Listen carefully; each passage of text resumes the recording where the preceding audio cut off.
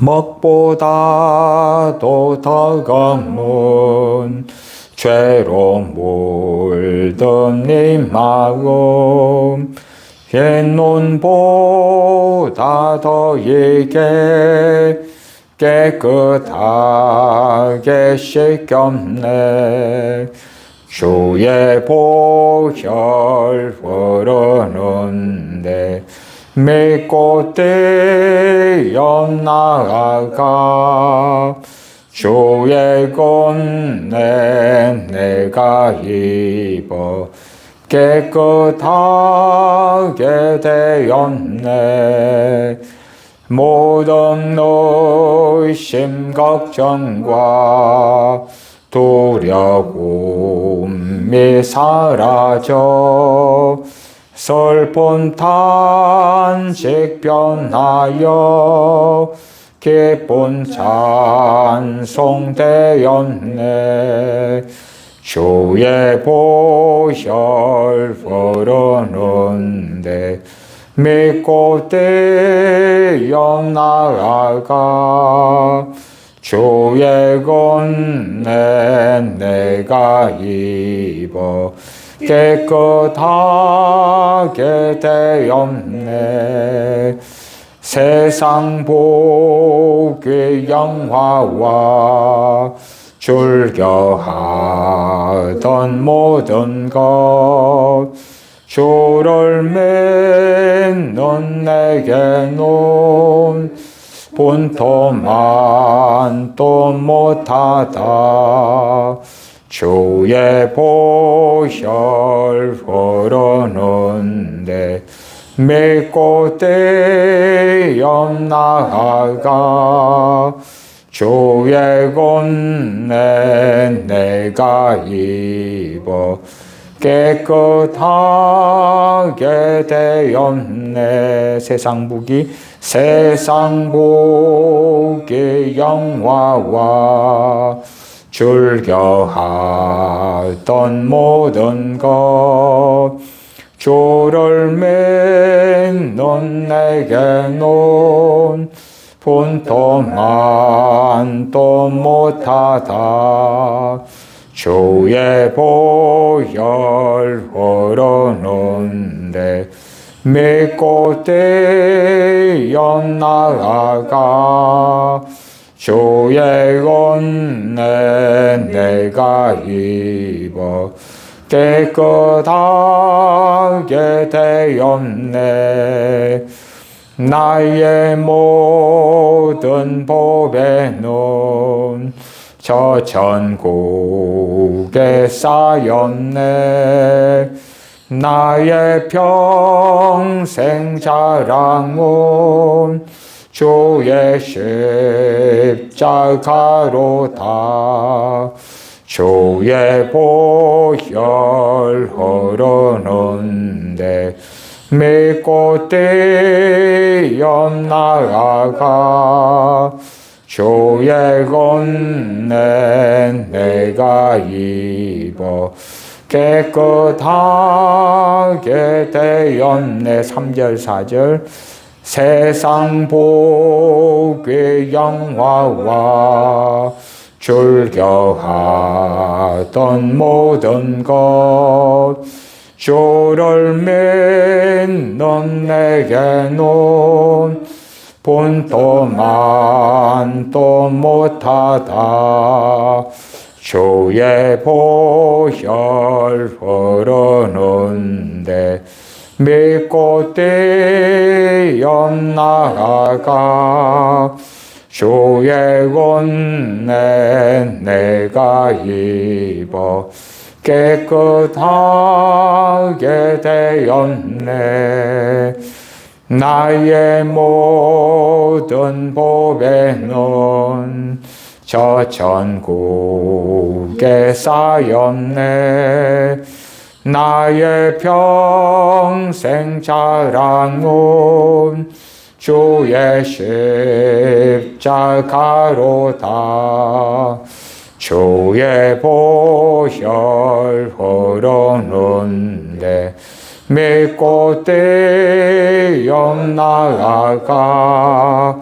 주의 권내 내가 입어 깨끗하게 되었네. 마태복음 28장입니다.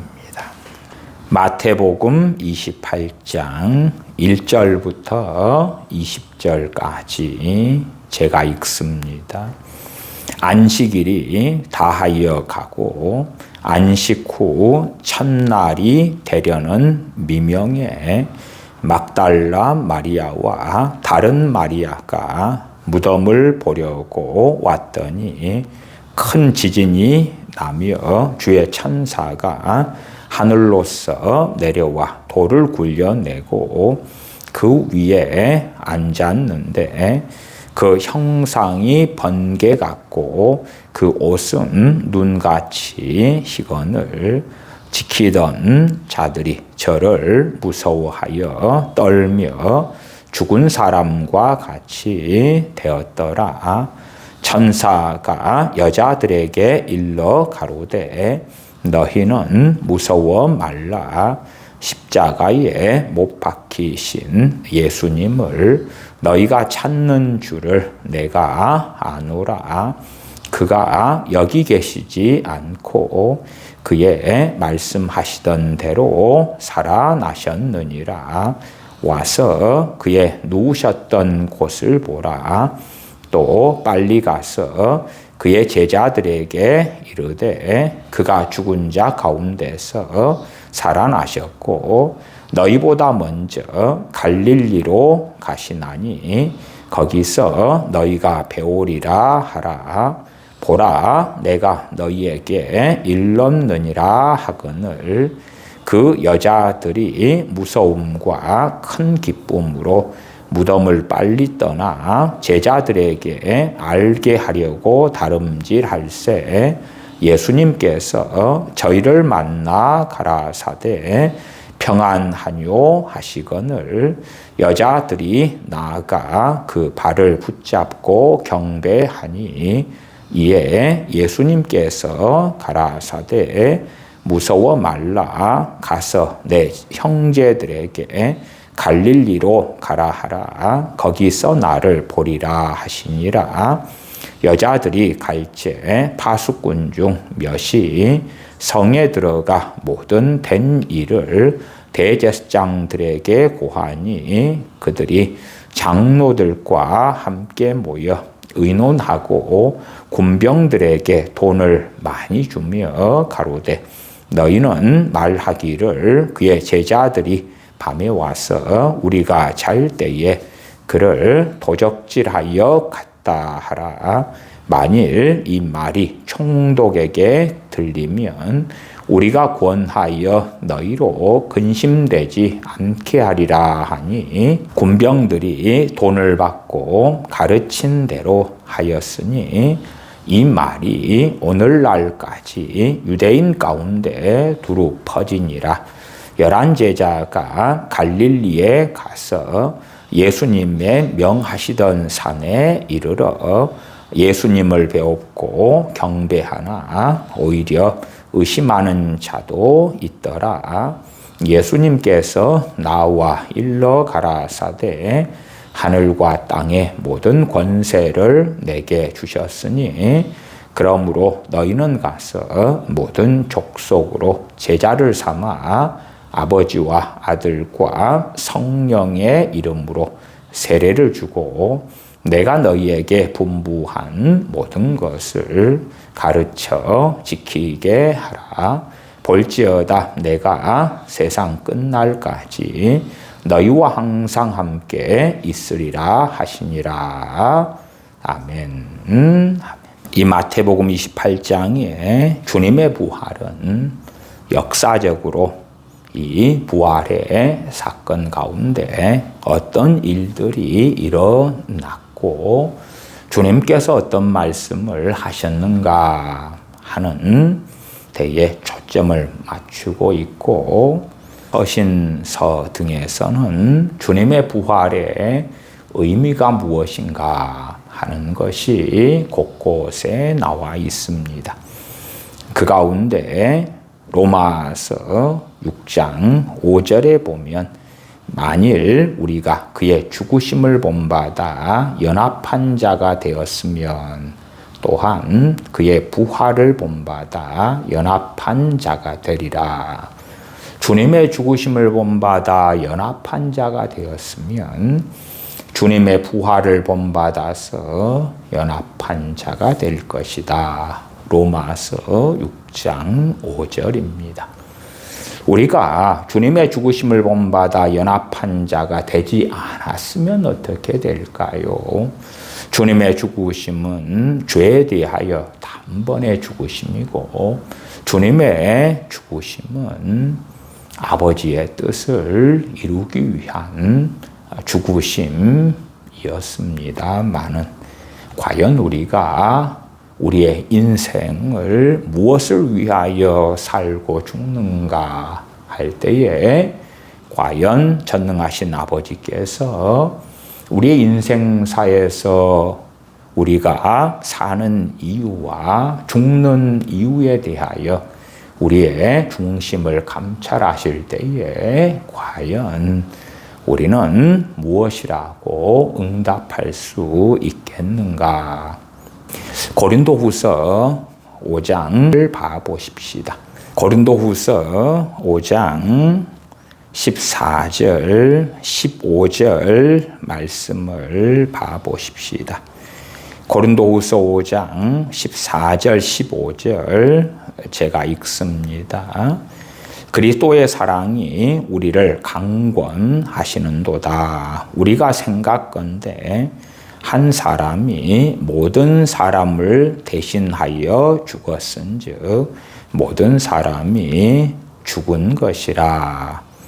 저가 모든 사람을 대신하여 죽으심은 산 자들로 하여금 다시는 저희 자신을 위하여 살지 않고 오직 저희를 대신하여 죽었다가 다시 사신 자를 위하여 살게 하려 하심이니라. 주님께서 모든 사람을 대신하여 죽으신 이유가 명확하게 고린도후서 5장 15절에 나와 있습니다. 산 자들로 하여금 다시는 저희 자신을 위하여 살지 않고 오직 저희를 대신하여 죽었다가 다시 사신 자 누굽니까? 우리 주 예수 그리스도십니다. 우리 주 예수님을 위하여 살게 하시려고 우리를 대신하여 십자가에 죽으셨다고 말씀합니다. 이렇게 로마서 6장 5절 만일 우리가 그의 죽으심을 본받아 연합한 자가 되었으면 또한 그의 부활을 본받아 연합한 자가 되리라. 주님의 부활과 또한 부활에 대한 많은 말씀들은 주님께서 친히 사복음서에 많이 말씀하신 것을 우리가 압니다. 요한복음 5장 29절은 정확하게 선한 일을 행한 자는 생명의 부활로 악한 일을 행한 자는 심판의 부활로 나오리라.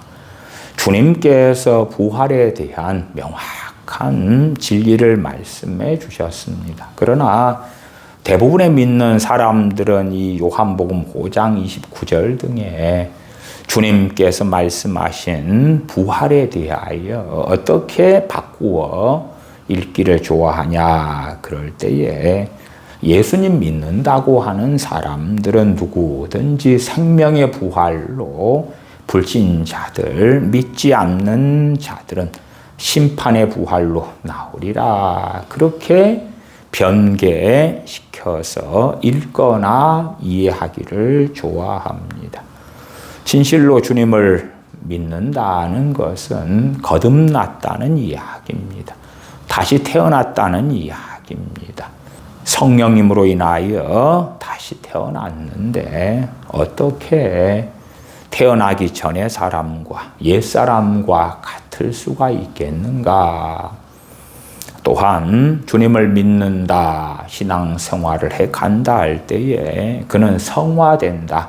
주님을 닮아간다. 그렇게 명확하게 말씀드릴 수가 있는데 어떻게 세상 사람과 같은 사람으로 주님을 믿는다고 하면서 10년, 20년, 30년째 살 수가 있겠는가? 여전히 무수한 거짓말 속에, 악의 속에, 회방 속에, 이간질 속에, 도적질 속에서 믿는 사람들이 세상 사람과 똑같거나 더 악한 자의 삶을 살면서 나는 예수님을 믿습니다 할 수가 있겠는가? 그런 자들에 대하여 주님께서는 불법을 행하는 자들아 나를 떠나가라. 내가 너희를 도무지 알지 못하노라. 심지어 열처녀 가운데 기름 준비하지 않은 mid난 5처녀는 신랑 되시는 주님을 기다렸지만 그러나 그들에 대하여 주님께서는 문을 닫아버리시고 내가 너희를 알지 못하노라 선언하셨습니다. 주님 재림하시기를 기다리는 사람들. 주님 재림하실 때에 무슨 일이 있습니까? 성도의 부활이 있습니다. 주님 재림하실 때에 주님 안에서 잠자던 자들을 데리고 오시고 그들이 부활하고 살아있는 자들도 주님의 부활하신 몸 같은 부활체를 입게 되어서 주님과 함께 혼인잔치에 들어가는 것입니다. 그렇기 때문에 주님의 재림과 주님의 부활은 하나로 가는 것입니다. 주님의 부활에 대한 많은 말씀. 요한복음 11장 25절은 예수님께서 가라사대 나는 부활이요 생명이니 나를 믿는 자는 죽어도 살겠고 주님 믿는 사람은 죽었어도 살아날 것이다. 부활할 것이다. 말씀하시고 주님 자신을 가리켜서 부활이다. 나는 부활이다. 나는 생명이다. 생명이란 말은 주님께서 자신이 영생이다고 말씀하시는 것입니다. 골로새서 3장 1절은 그러므로 너희가 그리스도와 함께 다시 살리심을 받았으면 그리스도와 함께 다시 살리심 부활이지요. 주님의 부활이 너무나 아름답고 위대한 것은 주님의 부활과 함께 주님을 믿는 사람들이 주님 안에서 다시 살아났다 하는 것입니다.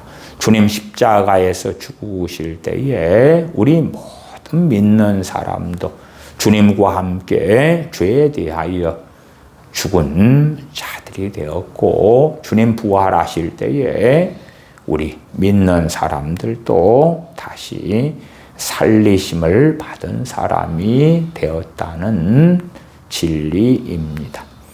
그러므로 너희가 그리스도와 함께 다시 살리심을 받았으면 위의 것을 찾으라. 거기는 그리스도께서 하나님 우편에 앉아 계시느니라. 우리가 주님과 함께 다시 살리심을 받지 않았다면 위의 것을 찾을 필요가 없죠. 왜냐하면 하나님의 백성도 아니기 때문에 천국 백성 하나님께 속한 자가 아니기 때문에 그렇습니다. 그러나 주님과 함께 다시 살리심을 받은 자들이라면 하늘에 속한 자가 되었으니 당연히 위의 것을 찾는 것은 진리 중에 진리가 되어집니다. 히브리서 6장 1절 2절에는 그리스도도의 초보 교리 6개가 나와 있습니다. 히브리서 6장 1절은 죽은 행실을 회개함과 하나님에 대한 신앙, 믿음과 두 가지 교리. 세 번째 교리는 히브리서 6장 2절의 세례들과 네 번째 교리는 안수와 다섯 번째 교리가 죽은 자의 부활과 여섯 번째 교리가 영원한 심판, 안의 교리입니다. 이 6가지가 그리스도 안의 초보적인 교리, 기초적인 교리가 되는데 5번째가 죽은 자의 부활이 있습니다. 부활에 대한 교리는 너무나 중요합니다. 마태복음 28장이나 다른 복음서에서 주님의 부활이 나와 있을 때는 부활에 대한 교리, 진리에 대한 말씀보다도 부활의 역사적인 사실, 실제로 일어났던 일들에 초점을 맞추고 있습니다. 28장 1절로 가보십시다. 안식일이 다하여 가고 안식 후 첫날이 되려는 미명에 막달라 마리아와 다른 마리아가 무덤을 보려고 왔더니, 다른 복음서에서는 살로메 등이 나와 있습니다. 2절, 큰 지진이 나며 주의 천사가 하늘로서 내려와 돌을 굴려내고 그 위에 앉았는데, 그 형상이 번개 같고 그 옷은 눈같이 희건을 지키던 자들이 저를 무서워하여 떨며 죽은 사람과 같이 되었더라. 이 지키던 자들은 로마의 군병들입니다. 마태복음 27장 62절에 보시면 대제사장들과 바리새인들이 총독 빌라도에게 찾아가서 군사들을 파수꾼으로 파견해 달라 요청하는 것을 알 수가 있습니다. 28장 4절로 다시 가시면 지키던 자들이 저를 무서워하여 저는 천사지요 떨며 죽은 사람과 같이 되었더라. 주님의 부활의 현장에 군병들이 있었습니다마는, 그리고 천사가 주님의 무덤에서 돌을 굴려내었습니다마는 그 무덤 안에 주님은 계시지 않으셨습니다. 그래서 5절에 천사가 여자들에게 일러 가로되 너희는 무서워 말라. 십자가에 못 박히신 예수님을 너희가 찾는 줄을 내가 아노라. 그가 여기 계시지 않고 그의 말씀하시던 대로 살아나셨느니라. 이 천사는 영광스러운 주님의 부활을 여자들에게 증거합니다. 와서 그의 누우셨던 곳을 보라. 또 빨리 가서 그의 제자들에게 이르되 그가 죽은 자 가운데서 살아나시고 너희보다 먼저 갈릴리로 가시나니 거기서 너희가 배우리라 하라. 보라, 내가 너희에게 일렀느니라 하거늘. 저는 고등학생 때나 20대 초반 어느 때까지는 도시에 살고 있는 믿는 사람들이 큰 초등학교 운동장에 함께 어둠컴컴한 새벽 미명에 촛불을 가지고 모여서 주님의 부활을 축하하고 찬양하고 기쁨 속에 있었던 일들을 여러 해 동안 경험했습니다. 물론 그러한 제가 경험했던 그 부활 절의 감격이야 제 경험상으로는 90년 초반이 되어졌을 때는 이제 형식적으로 변하고 주님 부활하신 것에 대한 기쁨과 감격은 점차 사라졌던 것 같습니다. 그래도 1980년대 후반까지는 부활하신 주님 부활절을 기념하여서 여자 성도님들은 다 흰 한복을 입고 참여하시고 남녀노소 주님을 믿는 사람들이 교단 교파를 초월하여 새벽에 한 가지로 모여서 찬양하며 감격하며 기쁨을 함께 나누었던 그 즐거웠던 해들을 지금도 눈에 보는 것처럼 생생히 기억합니다. 주님께서 십자가에 달려 죽으신 다음에 주님을 믿는 제자들은 얼마나 통곡합니까? 주님의 사도들은 주님을 다 버리고 도망쳤고 주님의 수제자였던 베드로 사도는 저주하면서까지도 3번이나 주님을 부인하고 통곡하고야 맙니다.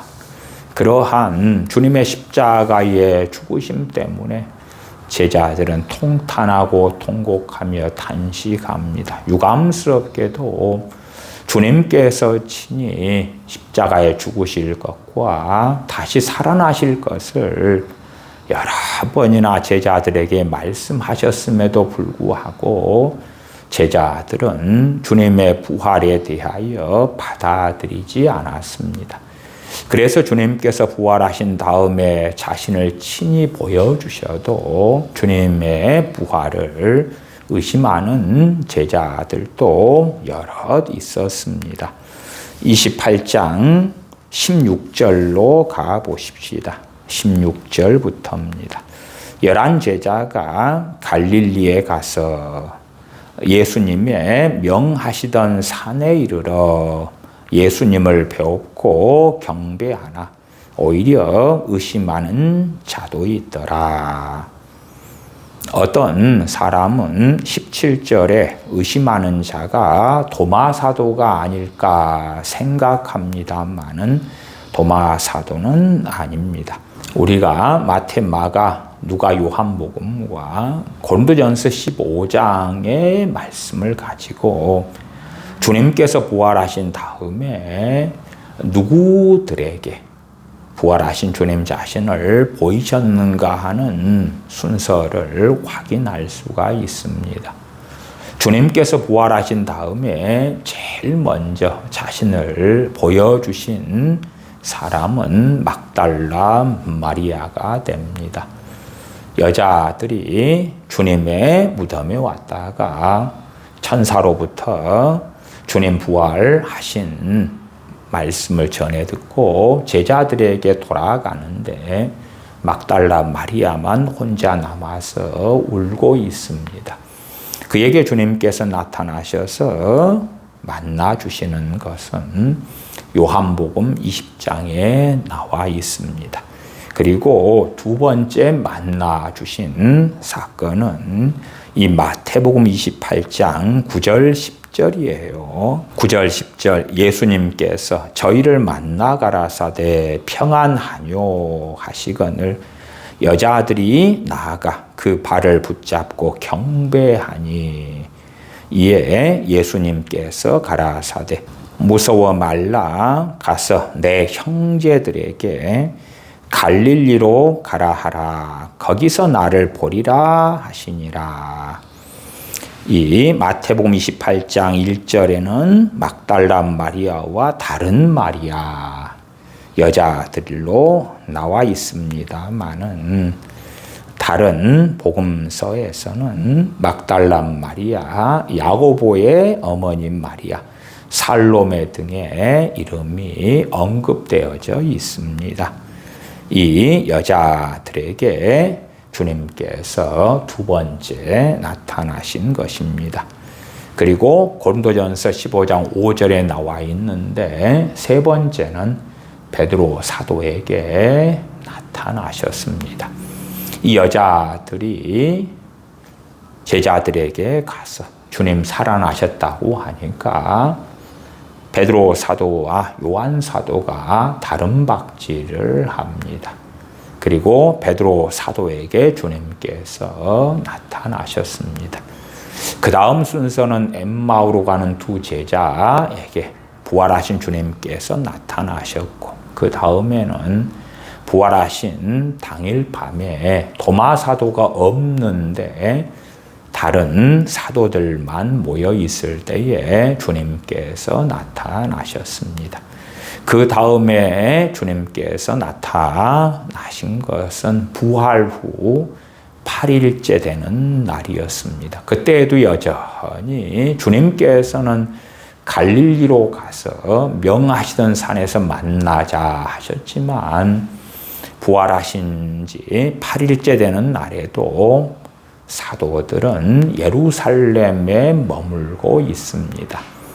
그 8일째 되는 날 도마 사도가 다른 사도들과 함께 있을 때에 주님께서 나타나셨고 의심하는 도마에게 내 손을 내밀어 내 옆구리에 넣어보라 하셨습니다. 그렇기 때문에 이 마태복음 28장 17절에 하반에 오히려 의심하는 자도 있더라 할 때에 도마 사도는 아닌 것이 도마 사도의 의심은 이미 예루살렘에서 부활하신 지 8일 만에 주님께서 나타나신 다음에 해결되었던 일이었습니다.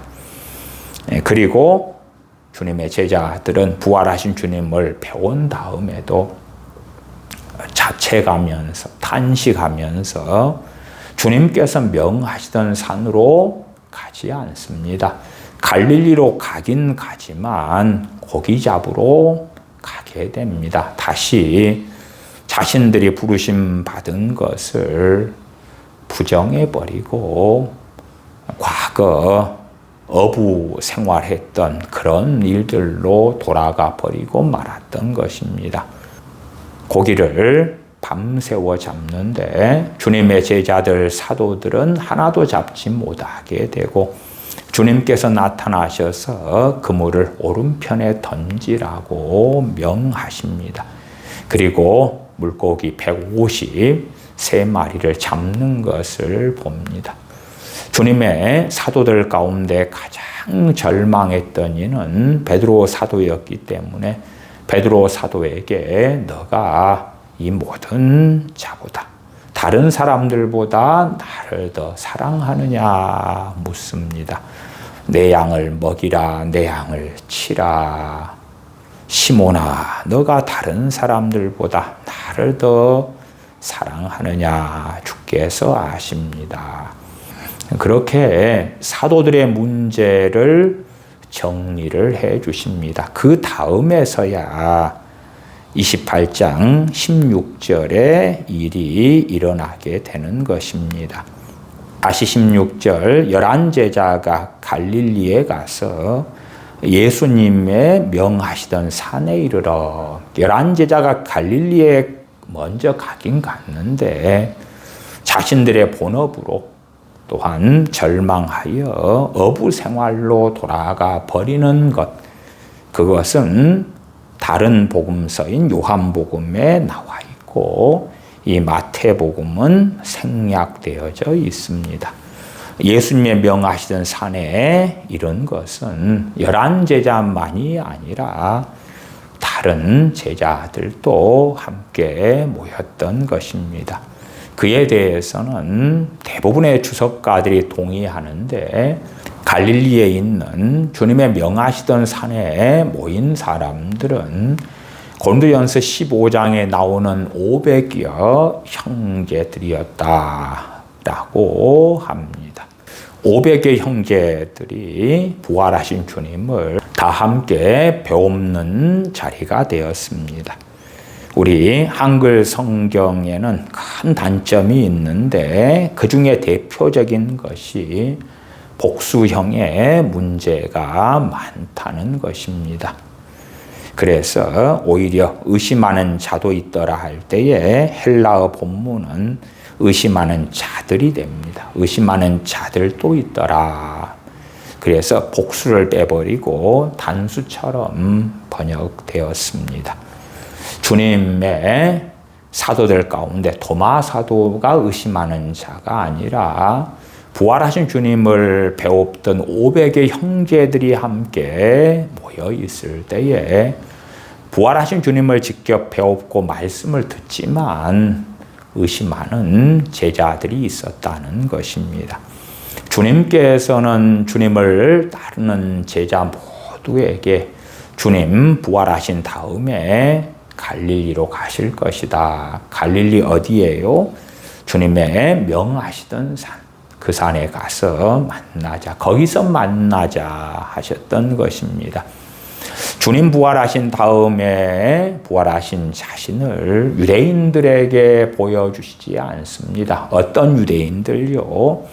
주님을 믿지 않던 유대인, 따르지 않던 유대인들에게는 자신을 보여주시지 않습니다. 물론 사람들이 기대하던 메시아, 사람들이 원하는 그리스도시라면 현 시대의 많은 믿는 사람들이 바라는 메시아라면 한 영혼이 천하보다 귀하다 하는 거짓된 신앙으로 인하여 주님께서는 예루살렘 성전에서 부활하신 자신을 보여주시고 유대인들의 지도자들이 정신을 차리면 얼마나 좋습니까? 대제사장들이 주님을 믿고 회개하고 거듭나면 얼마나 좋은가요? 바리새인 서기관들 장로들이 정신을 차리고 회개하고 거듭나면 그들이 모세의 자리에 앉았는데 백성들에게 얼마나 아름다운 구원의 진리, 주님의 복음을 전하는 자들이 되겠습니까? 그렇기 때문에 산헤드린 공회원들, 그러한 장로들에게 부활하신 다음에 자신을 보여주시고 그들로 하여금 회개케 만들어주시는 거의 강제 개종이죠. 그렇게 해주시면 다른 유대인들이 그들을 랍비라, 아버지라 부르면서 따르는데 얼마나 많은 사람이 주님을 믿겠습니까? 또한 예루살렘 헤롯 성전에서 많은 사람이 절기때에 모였을 때에 자신을 보여주시는 것입니다. 자, 너희들 내가 십자가에 못 박혀 죽은 것을 보았지. 그러나 나는 다시 살아났다. 우리보다 1000배, 10,000배, 10,000,000배, 억만 배 이상의 사랑을 가지신 주님께 우리가 요구하고 바라는 사랑이 있습니다. 그러나 그 사랑은 진리에 입각한 사랑이 아니고 자신들의 관점에서 사실은 우리 주님을 지배하고 조종하고 이용하려는 인본주의적인 사랑에 불과합니다. 주님께서는 부활하신 다음에 자기 사람들에게만 자신을 계시하셨지 자기 사람이 아닌 자들에게 자신을 나타내시지 않으셨습니다.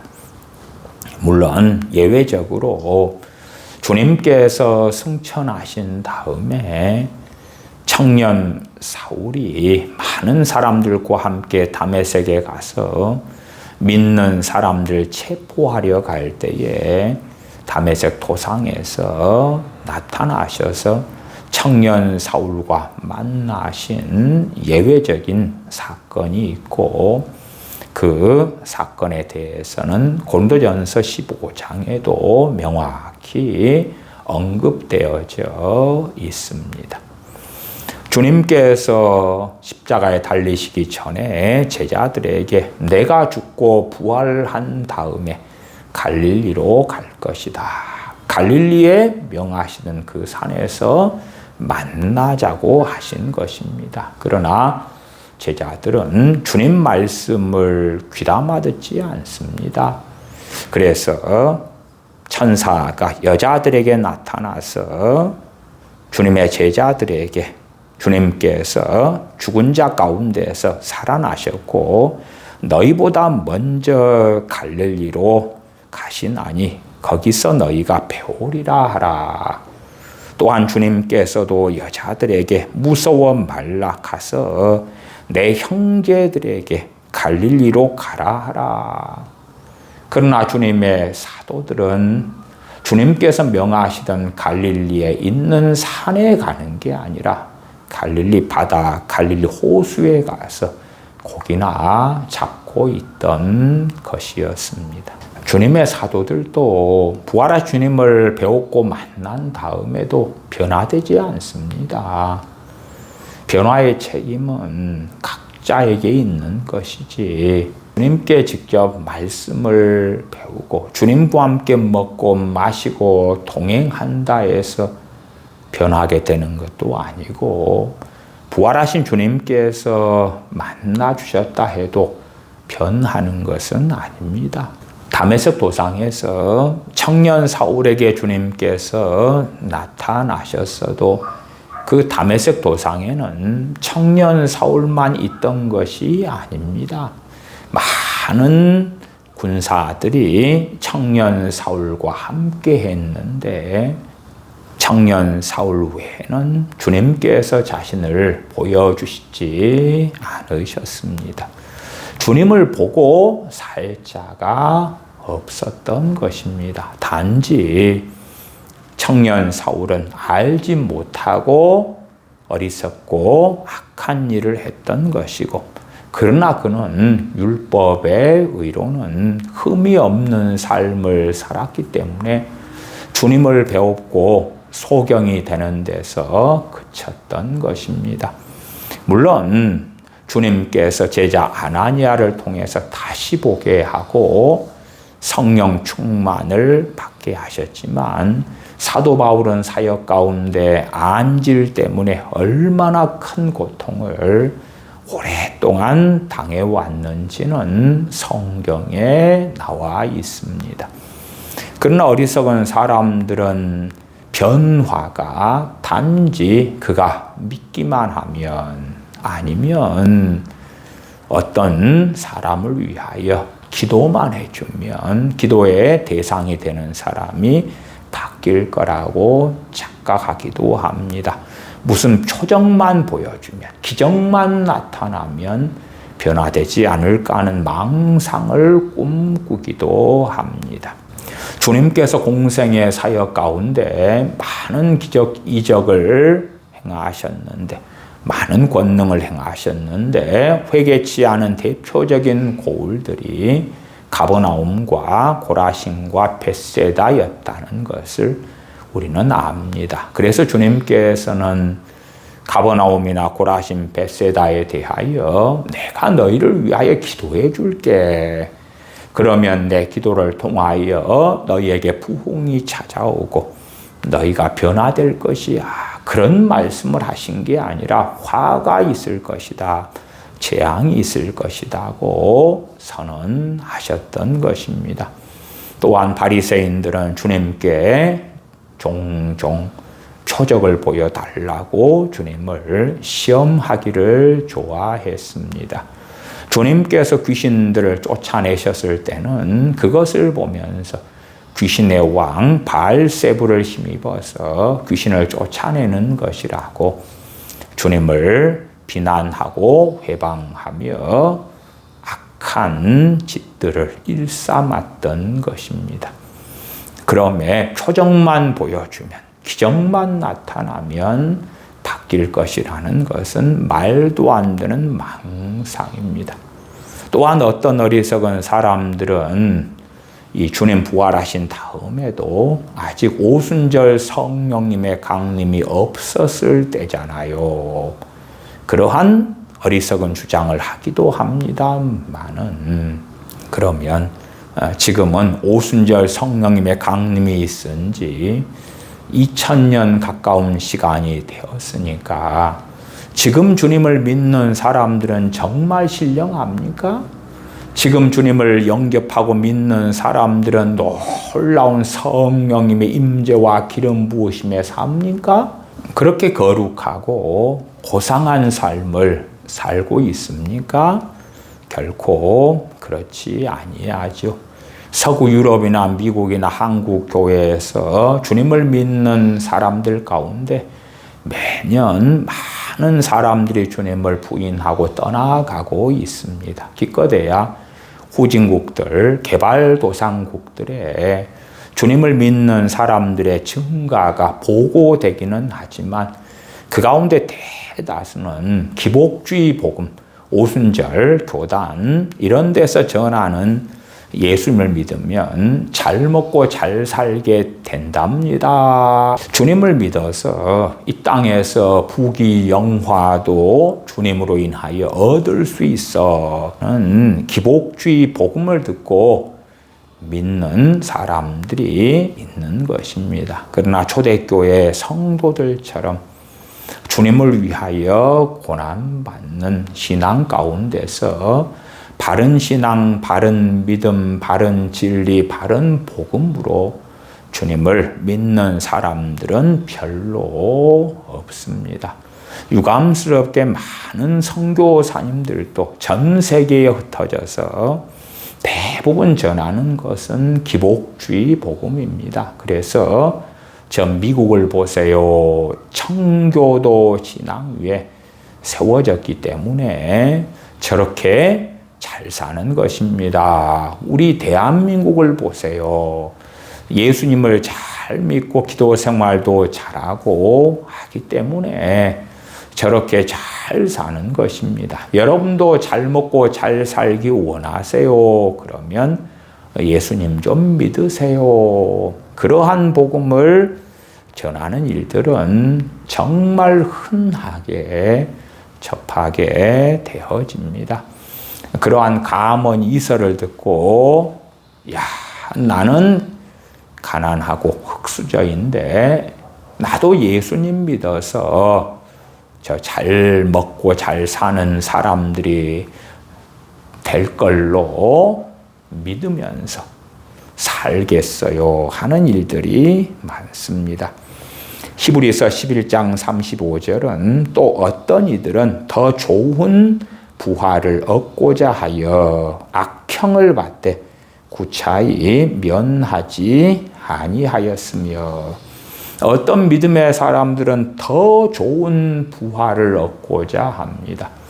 주님 재림하실 때에 부활하게 되는데 더 좋은 부활, 더 많은 칭찬을 얻기 위하여 하나님을 더 영화롭게 하여 전능하신 아버지께서 또한 우리 주님께서 착하고 충성된 종아 말씀하시는 걸 듣기 위하여 기꺼이 악형을 받되 구차히 면하지 아니하였다. 너가 잠깐 이 자리에서 예수님을 부인하고 다시 돌아가서 예수님을 숨어서 믿으면 되잖아. 잠깐 예수님을 부인하면 돼. 그 다음에 이 자리만 모면해. 그렇게 요청하는 권력자들도 있었어요. 왜? 예수님 믿는다는 이유 때문에 저 로마 황제가 명하는 대로 끔찍한 악형을 주기 원치 않았기 때문에 그래요. 그래서 어떤 권력자들은 예수님 믿는 사람을 체포한 다음에 설득을 했어요. 이 자리에서 공중 앞에서 잠깐만 예수님을 부인해. 안 믿는다고 해. 그 다음에 얼른 떠나. 그리고 숨어서 믿으면 될 거 아니야. 속으로 믿으면 될 거 아니야. 그렇게 권면하기도 했어요. 그러나 주님을 믿는 어떤 사람들은 구차하게 이 악형을 면하려고 하지 아니했다. 어떤 하나님의 종은 하나님께서 내 평생에 나를 부인하지 않으셨는데 내가 어떻게 하나님을, 내가 어떻게 주님을 부인할 수 있겠는가. 그리고 악형을 받고 주님을 기쁘시게 했던 것입니다. 자, 매수된 로마의 군병들 이야기를 보십시다. 28장 11절입니다. 여자들이 갈제 파수꾼 중 몇이 성에 들어가 모든 된 일을 대제사장들에게 고하니, 아마 이 파수꾼 중 몇이라는 것은 파수꾼들이 있으면 그 가운데 계급이 있을 거 아닙니까? 로마 군사들이니까요. 그래서 책임 맡은 몇 사람이 간 것으로 보입니다. 성에 들어가서 모든 된 일을 대제사장들에게 고했습니다. 부활하신 주님을 이 파수꾼들은 만나진 못했습니다. 천사가 주님 무덤에 돌을 굴려서 안을 볼 때에 주님은 거기에 계시지 않았거든요. 사람들이 기대하는 메시아는 이 파수꾼들에게 부활하신 자신을 보여주는 것이지. 한 영혼이 천하보다 귀하기 때문에 내가 잠깐 너희들에게 나타나는 것 그쯤이야 내가 할 수 있어 그럴 거 아닙니까?만은 결코 그것은 아버지의 뜻도 아니고 아버지의 사랑의 범주에 들어가 있는 것이 아닙니다. 주님께서는 파수꾼들에게 자신을 보여주시지 않으셨습니다.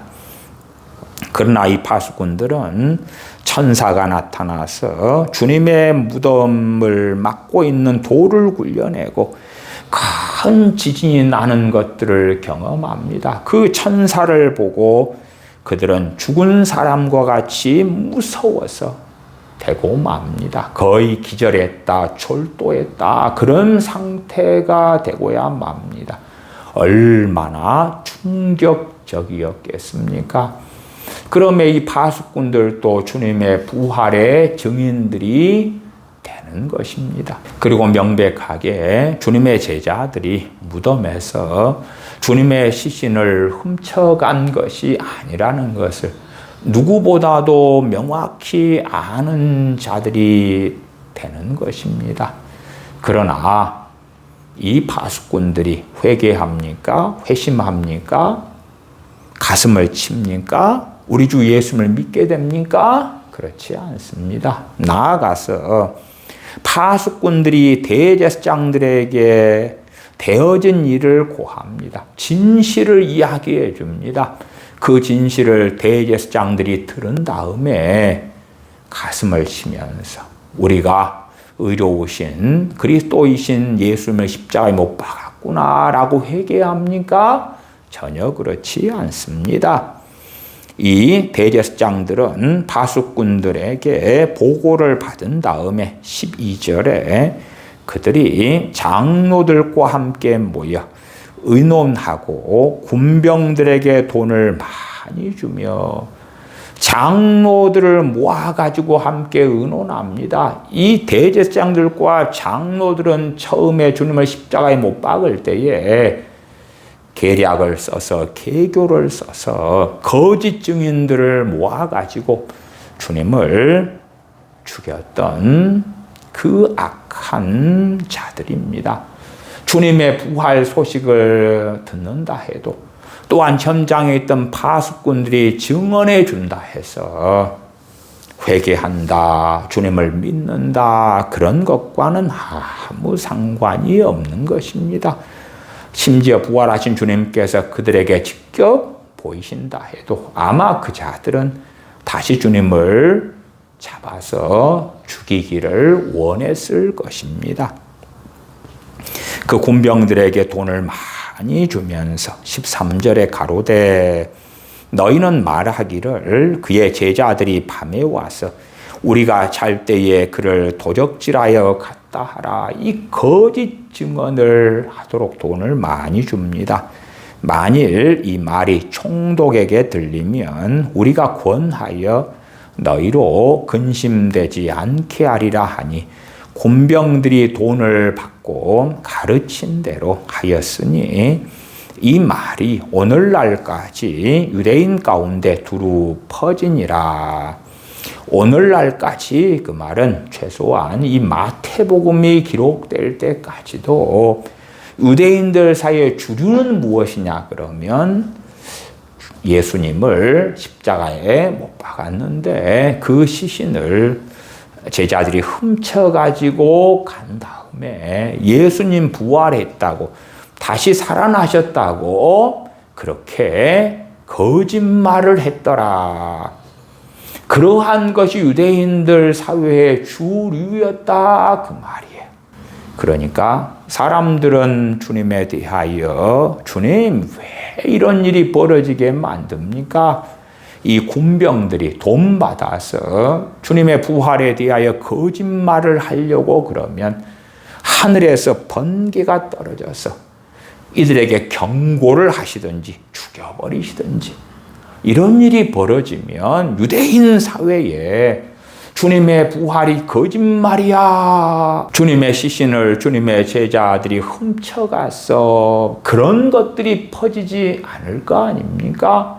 나아가서 주님께서 부활하신 다음에 유대인들 많이 모인 예루살렘이나 큰 마을들에 나타나셔가지고 자신을 보여주시면 유대인들이 우리는 예수님 믿을게요, 역시 예수님 자신 죽으신 다음에 부활하실 것을 말씀하셨는데 말씀하신 대로 되었군요, 당신이 메시아군요, 그리스도군요, 믿을게요. 그리고 유대인들에게는 자자손손이 주 예수님의 부활에 대한 증거들, 증언들이 흘러내려갈 거 아닙니까?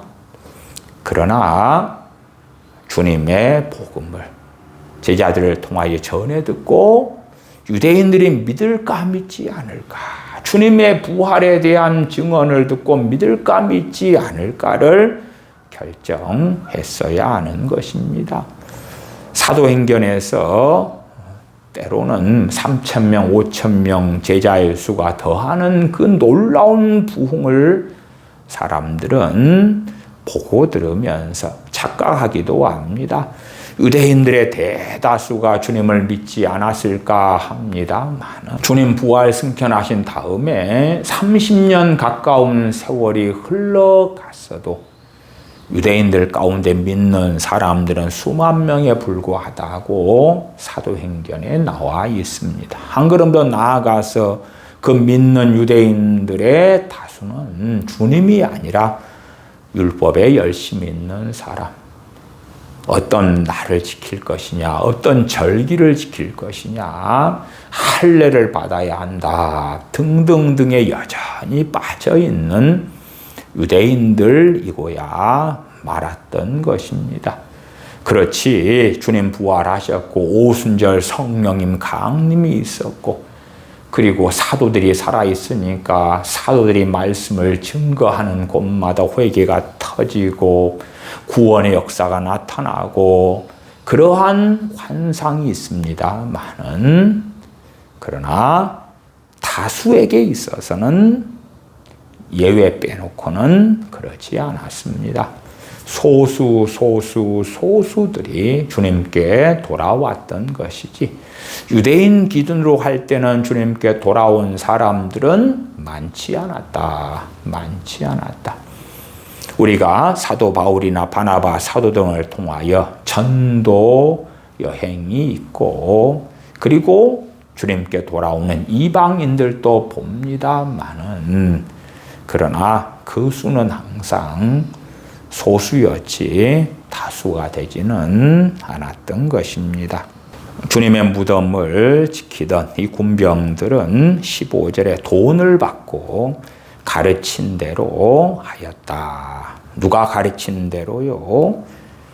대제사장들과 장로들이 가르쳐준 거짓말을 그들은 증거했고, 이 말이 오늘날까지 유대인 가운데 두루 퍼졌다라고 말씀합니다.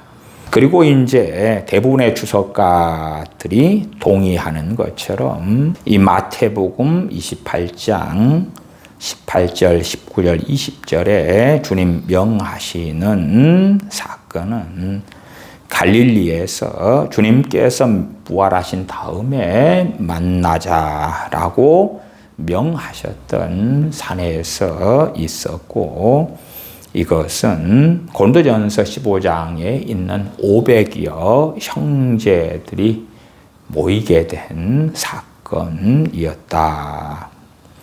그 가운데 16절 11제자가 갈릴리에 가서 예수님의 명하시던 산에 이르러 예수님을 배웁고 경배하나 오히려 의심하는 자들도 있더라. 18절 예수님께서 나와 일러 가라사대 하늘과 땅의 모든 권세를 내게 주셨으니 그러므로 너희는 가서 모든 족속으로 제자를 삼아 아버지와 아들과 성령의 이름으로 세례를 주고 내가 너희에게 분부한 모든 것을 가르쳐 지키게 하라. 볼지어다 내가 세상 끝날까지 너희와 항상 함께 있으리라 하시니라. 주님께서는 모든 족속으로 제자를 삼으라 말씀하십니다. 제자를 삼아서 아버지와 아들과 성령님의 이름으로 세례를 주라고 말씀하시고 또한 주님께서 제자들에게 분부한 모든 것을 가르쳐 지키게 하라고 말씀하십니다. 유감스럽게 지금 세대에서는 세례는 주는데 주님께서 분부한 모든 것을 가르쳐 지키게 하는 것은 점점점 사라져 버리고 맙니다. 주님께서 분부한 모든 것을 가르쳐 지키게 하는 것이 아니라 신약 성경과 구약 성경에서 우리에게 약속하신 것, 우리에게 유리한 것, 우리가 주장할 것, 우리가 어떤 것을 믿음의 말씀으로 삼아가지고 우리가 이것을 믿으니까 이 믿음대로 주님 빨리 하세요. 하나님 이대로 하세요. 우리가 이 말씀을 붙잡고 믿음의 기도를 할게요. 그러니 하나님 일하세요, 일하셔 하는 데에 초점을 맞추고 살아갑니다. 큐티를 하는 많은 사람들도 성경 본문을 묵상한다고 하면서 그 본문에서 내게 주시는 약속은 무엇인가? 내게 주시는 약속은 무엇인가 하는 환각에 빠져서 성경에서 주님께서 약속하신 것들을 붙잡고 그것을 믿습니다. 믿습니다 하고 살아가는 걸 좋아하지 주님께서 친히 말씀하신 28장 20절 같이 내가 너희에게 분부한 모든 것을 가르쳐 지키게 하라. 지켜야 되는 말씀에 주목하지 않습니다. 나아가서 주님 말씀하신 걸 지켜갈 때에 성화되어 간다. 주님을 닮아간다. 열매를 맺어간다. 열매 없는 자가 되지 않게 된다.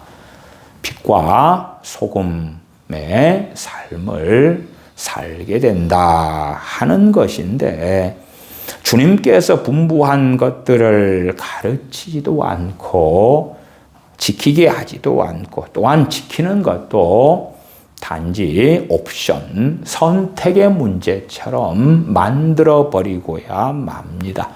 지키면 좋아요. 안 지킨다 해서 뭐 무슨 일이 있겠어요. 용서하면 좋아요. 용서하면 주님이 기뻐하세요. 사랑하면 좋아요. 형제를 사랑하면 상급이 많을 거예요. 그러나 형제를 미워하는 것은 어떠한 비극이 일어나는지는 설명하거나 가르치지는 않습니다. 형제를 미워하는 자마다 사망에 거한다. 형제를 사랑치 않는 자는 하나님께 속하지 않는다. 그러한 요한 1서 등의 말씀을 가르치지는 않습니다. 너희가 중심으로 형제를 용서치 아니하면 천부께서도 너희를 용서하지 않으실 것이다. 그러한 것들은 제거해 버리는 것입니다.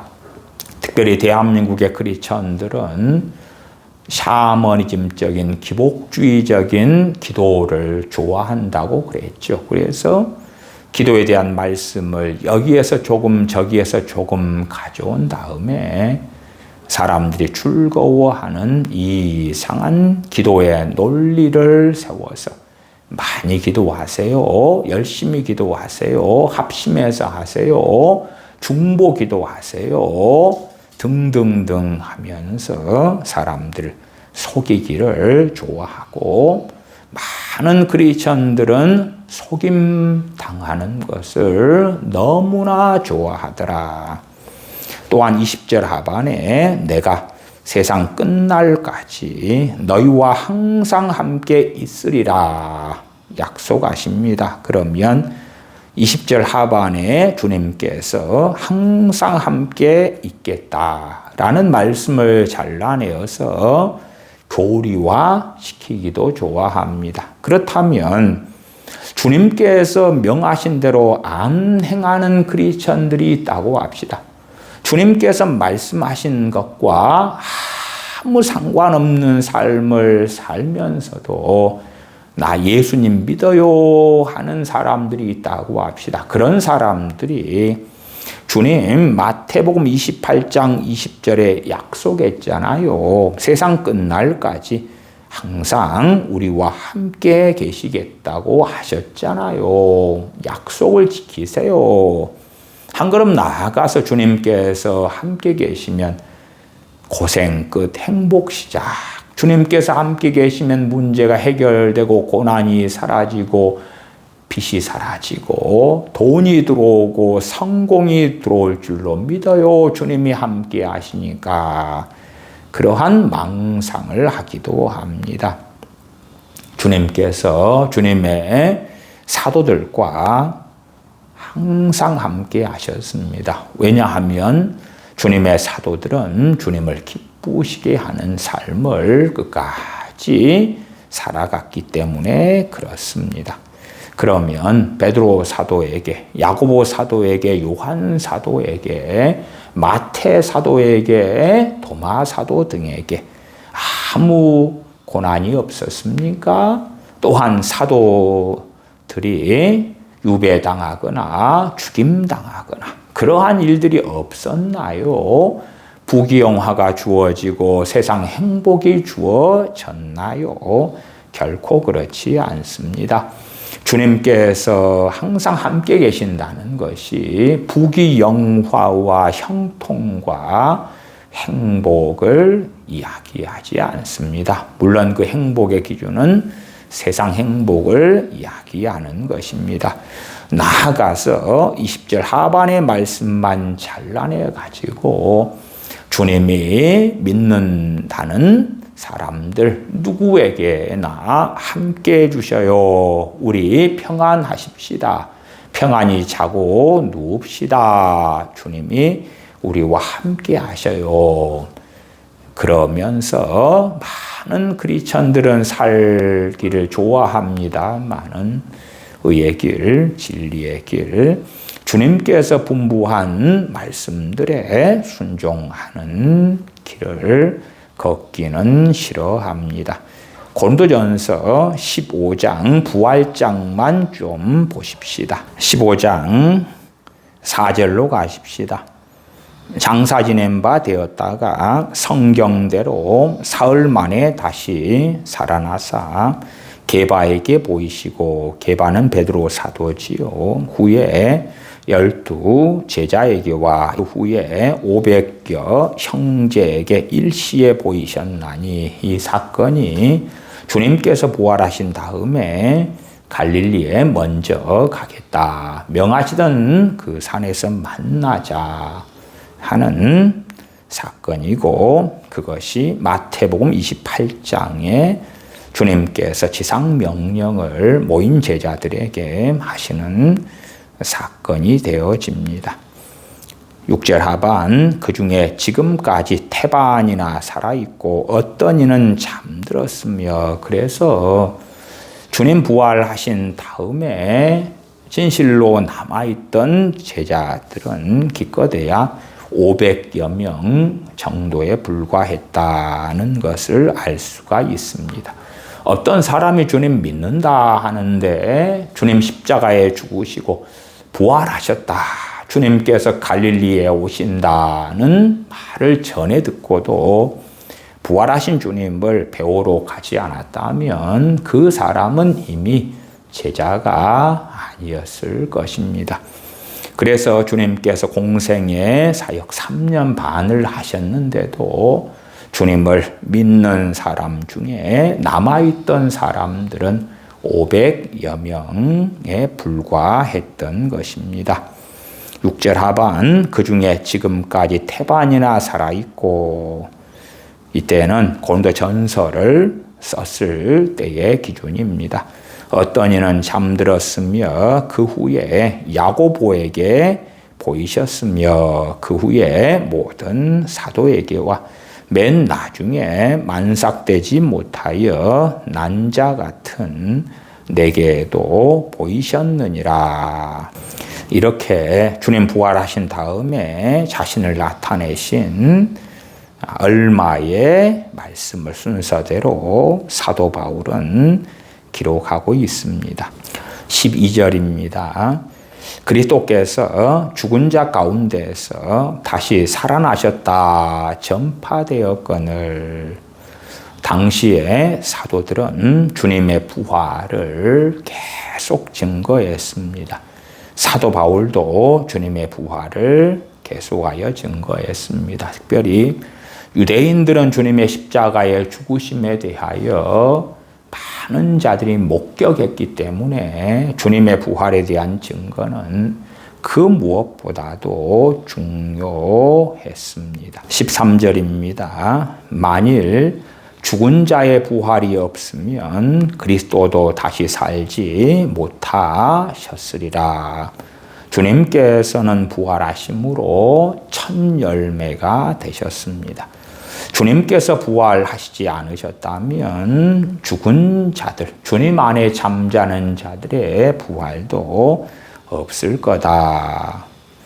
심지어는 14절에 그리스도께서 만일 다시 살지 못하셨으면 우리의 전파하는 것도 헛것이요 또 너희 믿음도 헛것이며, 그러므로 마태복음 28장 등에 주님의 부활의 사건이 없다면 우리의 믿음, 우리의 전파하는 복음도 헛것이 되는 것입니다. 그러면 주님의 부활은 우리 믿는 사람들에게는 얼마나 소중한지, 얼마나 복된지 모릅니다. 단순히 2000년 전에 주님께서 십자가에 죽으시고 죽으신 바 3일 만에 부활하셨다네 하는 역사적 사건에만 초점을 맞출 것이 아니고 우리의 믿음이 헛것이 되지 않게 하시는 주님의 부활, 또한 우리가 믿는 주님의 복음이 참된 것이며 구원을 이루는 진리임을 증명하는 주님의 부활이었다는 사실입니다. 15절입니다. 또 우리가 하나님의 거짓 증인으로 발견되리니 우리가 하나님이 그리스도를 다시 살리셨다고 증거하였습니다. 만일 죽은 자가 다시 사는 것이 없으면 하나님이 그리스도를 다시 살리시지 아니하셨으리라. 죽은 자의 부활이 없다면 아버지 하나님께서 주님을 다시 살리시지 않으셨을 것이다. 만일 죽은 자가 다시 사는 것이 없으면 그리스도도 다시 사신 것이 없었을 터이요. 그리스도께서 다시 사신 것이 없으면 너희의 믿음도 헛되고 너희가 여전히 죄 가운데 있을 것이요. 주님의 부활이 얼마나 중요한지. 그래서 마태복음 28장 등에 주님의 부활을 볼 때에 얼마나 소중한지, 얼마나 감사한지, 얼마나 우리에게 복된지를 확인합니다. 그래서 마태, 마가, 누가, 요한복음 가운데 주님께서 부활에 대하여 여러 번 말씀하셨고 특별히 주님의 부활의 사건에 대하여 자세히 기록되어 있지만 주님의 부활의 가장 가장 중요한 의미들에 대해서는 사도 바울 등을 통해서 더 깊은 것들을 말씀해 줍니다. 다시 17절, 그리스도께서 다시 사신 것이 없으면 너희의 믿음도 헛되고 너희가 여전히 죄 가운데 있을 것이요. 왜 우리의 죄가 사함받느냐? 두 가지지요. 주님의 십자가에서 죽으심 때문에, 또한 그것만이 아니라 주님의 부활 때문에 그렇다. 주님의 부활이 없다면 우리는 여전히 죄 가운데 있을 수밖에 없다. 우리는 여전히 하나님 앞에서 죄인으로 남게 되고 영원한 하나님의 진노를 받을 수밖에는 없다는 것입니다. 18절, 또한 그리스도 안에서 잠자는 자도 망하였으리니, 그리스도 안에 잠자는 자들도 주님의 부활이 없다면 그들도 부활하지 못하니까 그렇지요. 19절, 만일 그리스도 안에서 우리의 바라는 것이 다만 이 생뿐이면 모든 사람 가운데 우리가 더욱 불쌍한 자리라. 주님 재림하실 때에 주님 안에 잠자던 자들이 부활하게 됩니다. 20절, 그러나 이제 그리스도께서 죽은 자 가운데서 다시 살아 잠자는 자들의 첫 열매가 되셨도다. 사망이 사람으로 말미암았으니 이 사람은 첫사람 아담이고요. 죽은 자의 부활도 사람으로 말미암는도다. 이 사람은 나중 아담 되시는 우리 주 예수 그리스도, 사람 몸을 입고 오신 인카네이션 하신 주님으로 말미암아 죽은 자의 부활도 있게 된다. 아담 안에서 모든 사람이 죽은 것 같이 그리스도 안에서 모든 사람이 삶을 얻으리라. 그러나 각각 자기 차례대로 되리니 먼저는 첫 열매인 그리스도요, 다음에는 그리스도 강림하실 때에 그에게 붙은 자요. 41절로 가십시다. 해의 영광도 다르며 달의 영광도 다르며 별의 영광도 다른데 별과 별의 영광이 다르도다. 부활하는 주님 안에서 잠자는 자들 가운데 부활하는 이들이라도 영광이 다르다. 42절, 죽은 자의 부활도 이와 같으니 썩을 것으로 심고 썩지 아니할 것으로 다시 살며 욕된 것으로 심고 영광스러운 것으로 다시 살며 약한 것으로 심고 강한 것으로 다시 살며 육의 몸으로 심고 신령한 몸으로 다시 사나니 육의 몸이 있은즉 또 신령한 몸이 있느니라. 51절입니다. 보라, 내가 너희에게 비밀을 말하노니 우리가 다 잠잘 것이 아니요 마지막 나팔에 순식간에 호련히 다 변화하리니, 나팔 소리가 나매 죽은 자들이 썩지 아니할 것으로 다시 살고 우리도 변화하리라. 이 썩을 것이 불가불 썩지 아니할 것을 입겠고 이 죽을 것이 죽지 아니함을 입으리로다. 이 썩을 것이 썩지 아니함을 입고 이 죽을 것이 죽지 아니함을 입을 때에는 사망이 이김에 삼킨 바 되리라고 기록된 말씀이 응하니라. 마지막 나팔의 순식간에 호련히 다 변화하리니, 주님 재림하실 때에 이 나팔이 부러지고 주의 성도들이 부활하고 또한 살아있는 사람들은 썩지 아니한 몸을 받게 되어집니다. 주님의 재림과 성도의 부활은 하나로 연결되어져 있고 우리 믿는 자들의 신앙 가운데 너무 중하고 중한 신앙은 부활신앙이다. 다른 말로는 재림신앙이 되겠죠. 주님의 재림을 기다릴 때에 우리 썩을 몸이 썩지 아니할 몸으로 영의 몸을, 신령한 몸을 입게 되는 부활을 기다리는 것과 같은 일이 되어집니다. 주님의 부활에 대한 놀라운 의미들을 우리가 사도 바울 서신 등을 통하여 많은 본문들에서 확인할 수가 있습니다. 주님을 사랑했던 자들은 주님의 죽으심 앞에 통곡했고 주님의 부활 앞에서 기뻐하고 노래하며 춤추었습니다.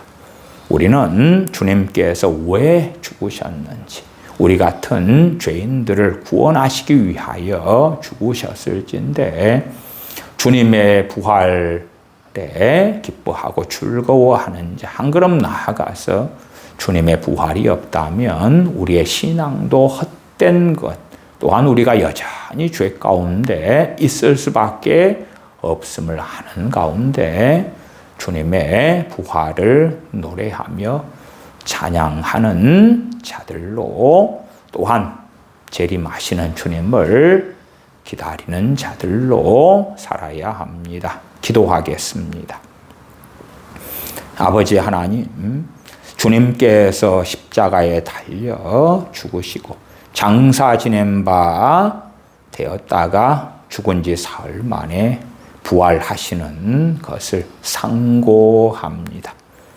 단지 역사적으로 주님 죽으시고 부활하신 사건만을 보는 것이 아니라 주님의 부활의 의미가 무엇인지, 주님의 부활을 통하여 얼마나 놀라운 하나님의 복과 은혜가 우리 믿는 자들에게 임하게 되었는지를 상고할 때에 주님의 부활로 인하여 우리도 부활의 소망을 가지고 주님 다시 오심을 기다리는 자들 가운데 살도록 저희를 도와주시옵소서.